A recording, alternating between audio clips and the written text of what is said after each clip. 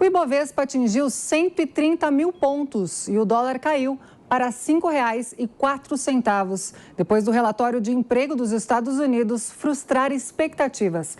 Essa semana foi de altas para a Bolsa Brasileira. Mas será que o otimismo continua nas próximas semanas? E quem responde essa e outras perguntas sobre o assunto é o economista do Banco BV, Roberto Padovani. Boa tarde, Roberto. Seja bem-vindo. Oi, tudo bem? Prazer é meu. Prazer é nosso. Bom, para a gente começar essa conversa, Roberto, como eu mencionei, então, na abertura dessa entrevista, o Ibovespa atingiu aí 130 mil pontos. Para ficar mais claro, né, para quem nos acompanha, qual que é o impacto dessa informação para a economia do nosso país? Ou seja, o que ela representa na prática, Roberto? Olha, a Bolsa de Valores, ela primeiro mostra a saúde financeira das empresas do país, principalmente as grandes empresas. Então, o que a gente está vendo com a Bolsa é de que as grandes empresas estão indo muito bem nesse ano. A segunda informação é que a Bolsa pode ser um termômetro sobre o clima em relação à economia, em relação à política, e o que ela está mostrando é que o ambiente, de modo geral, está melhorando. Talvez uma terceira leitura possa ser no sentido de que a Bolsa é um reflexo da confiança dos investidores internacionais no país também, porque ela tradicionalmente atrai muitos fluxos externos. Então, eu acho que o que a Bolsa está mostrando é que as empresas do país, as grandes empresas listadas na Bolsa estão indo bem, há uma confiança local e há uma percepção de que o risco brasileiro vem caindo aos olhos dos estrangeiros. Muito bem, Roberto, e 130 mil pontos é um patamar recorde, né? Quer dizer, existe espaço para novas altas? Qual que é a importância de superar, então, esses pontos? Olha,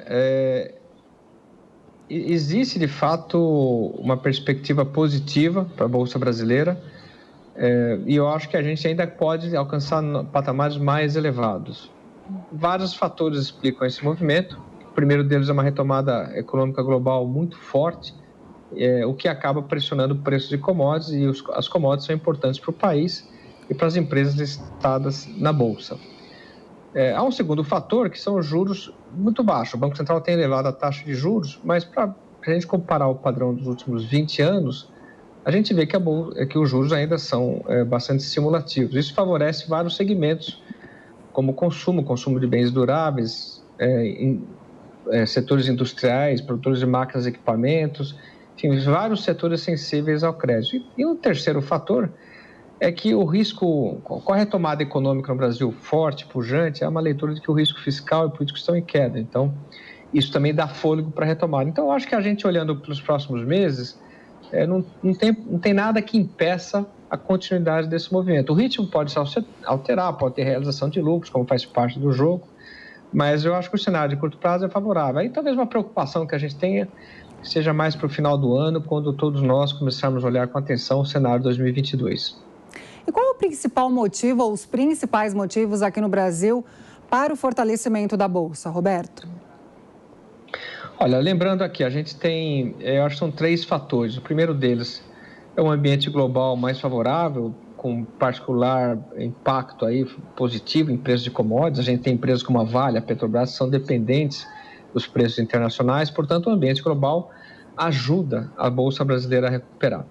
O segundo fator tem a ver com os indicadores de atividade doméstica, né? Taxa de juros muito baixa, isso estimula vários segmentos, mercado imobiliário, todos os bens que de alguma forma dependem de crédito vão bem e, portanto, as empresas listadas na Bolsa que são expostas a esse segmento também têm uma boa contribuição. E um terceiro fator é que a percepção de risco em relação ao país vem melhorando nas últimas semanas. A gente passou por uma tempestade perfeita no primeiro trimestre, com incertezas globais, com preocupação com inflação aqui, taxa de juros subindo mais rapidamente, ruídos políticos, tensão na área fiscal. Isso tudo se acalmou e, portanto, os investidores se sentem mais à vontade de voltar para o mercado acionário. E o dólar, ele opera acima dos R$5, isso desde antes da pandemia, né, Roberto? Quer dizer, isso é ótimo para as exportações, mas nem tanto para as importações. Quando podemos ter um novo patamar do dólar, quer dizer, um patamar mais equilibrado? Olha, o dólar tem sido um mistério. Quando a gente olha as variáveis que normalmente explicam a moeda brasileira aí nos últimos 20 anos, a projeção é que a moeda deveria estar oscilando na casa de 4,70, né? Então, quando a gente olha o que a gente chama de fundamentos locais, há muito espaço para o dólar cair. Mas não é só em relação aos fundamentos locais. Quando você compara a moeda brasileira com o comportamento de outras moedas de mercados emergentes, o Brasil está absolutamente descolado. Então, é natural, quando o ambiente se acalma, como a gente está vendo agora, que o dólar tenha uma tendência de queda. O preço justo, como eu falei, seria algo mais próximo a 4,70. A dúvida que a gente tem, no entanto, é que depois da gente ter passado mais de um ano com a moeda descolada, oscilando em 5,40 mais ou menos, a dúvida que tem é, será que agora vai convergir para os fundamentos? Tem que lembrar que, por um lado, há espaço, né, o ambiente se acalmou, mas por outro, provavelmente o cenário de 2022 vai ser marcado por uma sinalização de alta de juros nos Estados Unidos e uma corrida presidencial, uma corrida eleitoral no Brasil bastante apertada e imprevisível.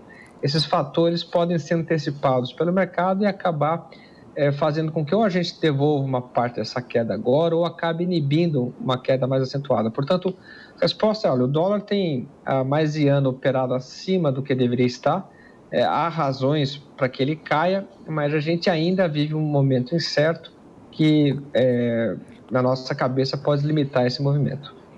Muito bem, nós conversamos com o economista Roberto Padovani sobre a Bolsa Brasileira. Roberto, muito obrigada pelos esclarecimentos. Até uma próxima. Obrigado a vocês. Até a próxima.